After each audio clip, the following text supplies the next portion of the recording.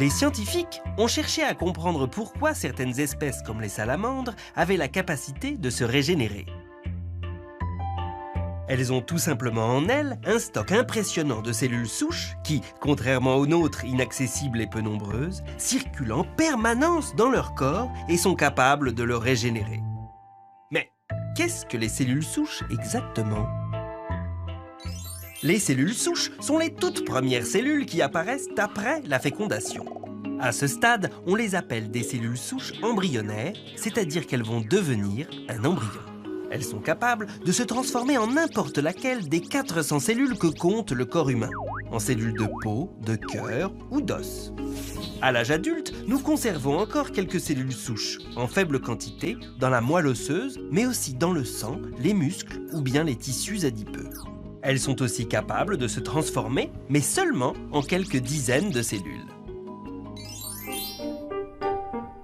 Découvertes il y a 60 ans, ces cellules souches adultes étaient jusqu'alors très difficiles à exploiter.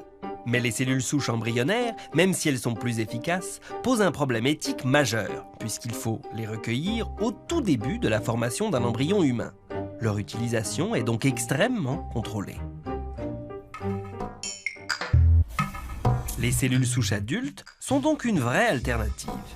Les techniques se sont améliorées et il est aujourd'hui possible de les utiliser pour réparer nos organes défaillants. Mais comment des cellules de moelle osseuse peuvent-elles réparer un cœur défaillant ? La moelle osseuse contient une petite quantité de cellules souches que le médecin vient ponctionner. Ensuite, ces cellules sont placées dans un milieu nutritif qui leur permet de se multiplier. Quand elles sont assez nombreuses, elles sont réinjectées dans le cœur du patient en passant par son artère fémorale. Un échange entre les cellules du cœur et les cellules souches démarre alors. De petites molécules signalent aux cellules souches où elles se trouvent. Elles comprennent alors qu'elles doivent se transformer en cellules de muscles cardiaques et entament leur mutation.